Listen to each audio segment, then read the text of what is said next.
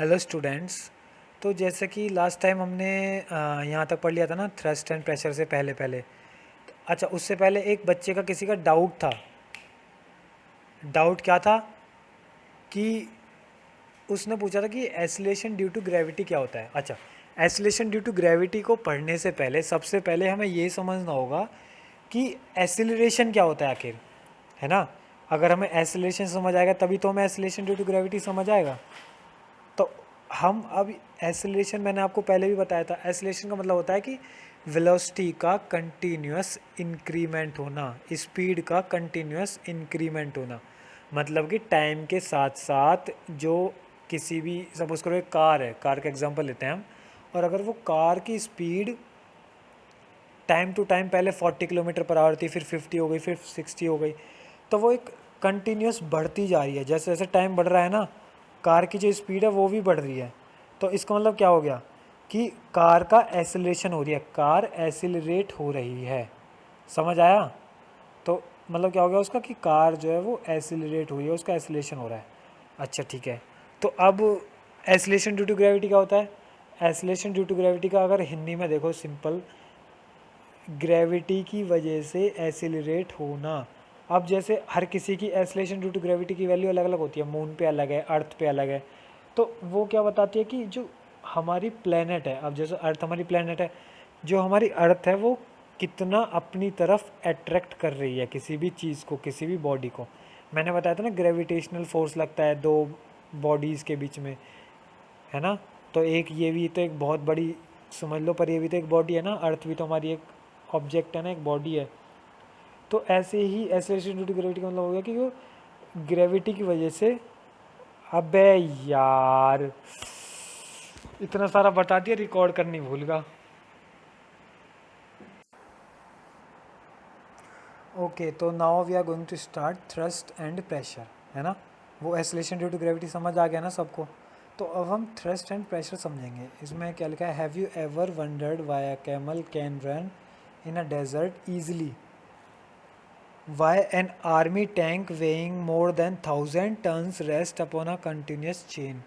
मतलब इसमें बोला है कि कभी तुम्हें अचंबा टाइप में हुआ है, एक शॉकिंग शौक लगा है कि कैमल हमेशा मतलब डेजर्ट में बहुत आसानी से ऐसे ही चलता रहता है, रन करता रहता है ना। और कभी ये सोचा है कि आर्मी टैंक जो होते हैं हमारे, वो army tank thousands of ton weight लेके यहीं कंटिन्यूस चेन चलते रहते हैं। और ट्रक्स और मोटर बस जो होती हैं, उनके जो टायर्स होते हैं वो चौड़े क्यों होते हैं, और जिससे हम जो कटिंग टूल्स होते हैं ना, जिससे काटते हैं, उनकी एज, जो एज होती है किनारा, वो शार्प क्यों होता है, पहना क्यों होता है। तो ये कुछ आंसर से कभी आपने सोचे हैं? In order to address these question and understand phenomena involve, it helps to understand the concept of net force in the particular direction, thrust, and the force per unit area pressure acting on the object concerned. अच्छा, अगर आपने कभी ये इन questions के answer देखे होंगे, ढूंढने की कोशिश की होगी, तो आपको समझ आया होगा कि ये थ्रस्ट और प्रेशर होते क्या हैं। ठीक है। थ्रस्ट का मतलब होता है कि net force in a particular direction, मतलब कि एक पार्टिकुलर डायरेक्शन में कितना नेट फोर्स लग रहा है, कि एक ही डायरेक्शन में सीधा, अब मैं सपोज करूँ कि बोलूँ नॉर्थ डायरेक्शन, तो एक सीधा नॉर्थ डायरेक्शन में कितना नेट फोर्स लग रहा है, तो उसको क्या कहते हैं, थ्रस्ट। और प्रेशर क्या होता है? प्रेशर मतलब कि एक यूनिट एरिया, कोई भी एक एरिया ले लो, उस एक पर्टिकुलर एरिया पर कितना फोर्स लग रहा है, उसको कहते हैं प्रेशर। ठीक है। प्रेशर और थ्रस्ट में फ़र्क समझ आ गया ना। थ्रस्ट मतलब कि एक पार्टिकुलर डायरेक्शन में कितना नेट फोर्स है, और प्रेशर मतलब कि फोर्स पर यूनिट एरिया। ठीक है। Let us try to understand the meanings of thrust and pressure by considering the following situation. अच्छा, थ्रस्ट एंड प्रेशर को अब कुछ सिचुएशन दी हुई है, इनके अकॉर्डिंग समझते हैं कि ये होते क्या है। Situation 1, you wish to fix a poster on a bulletin board as shown in 10.3 figure.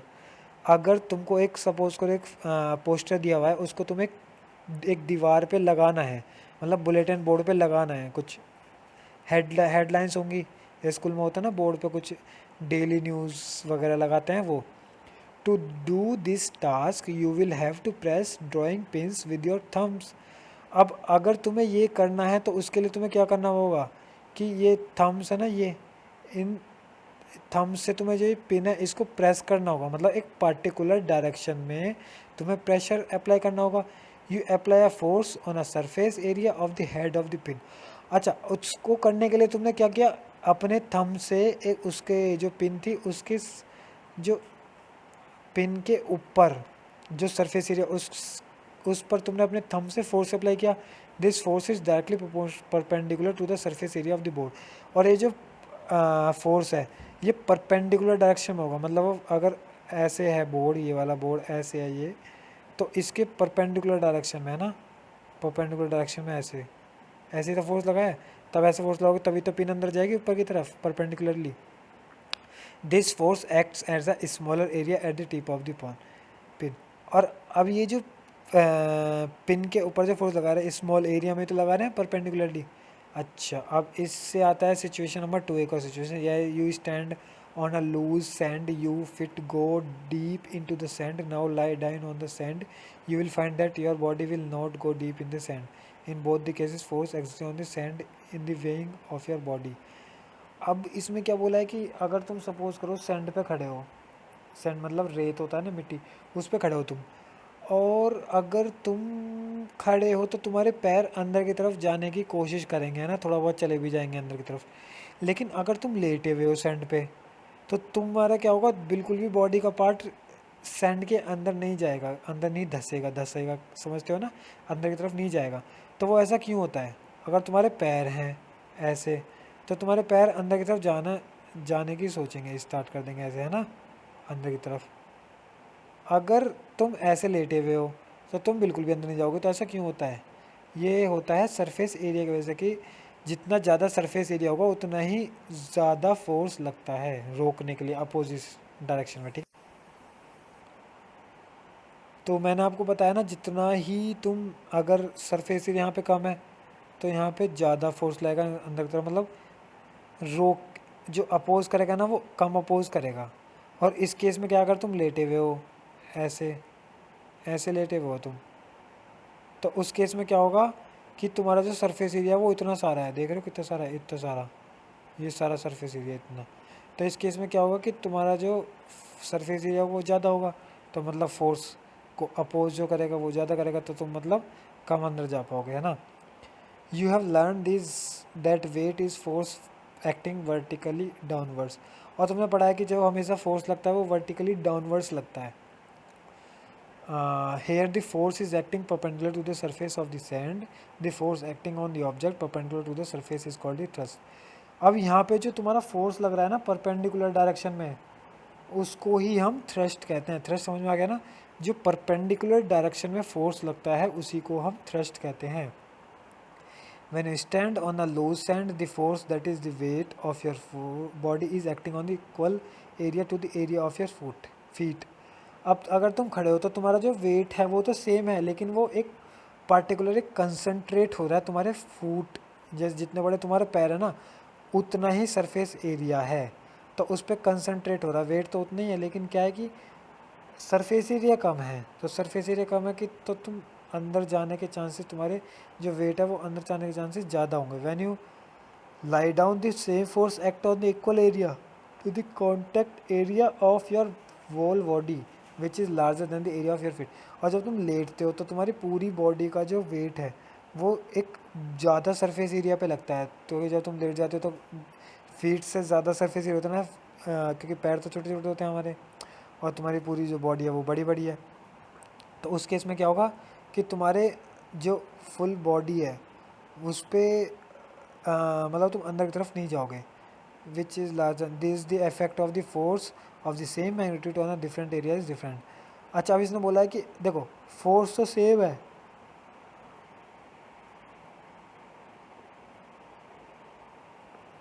जो फोर्स का मैग्नीट्यूड है वो तो सेम है, लेकिन जो एरिया है सरफेस एरिया है वो डिफरेंट है।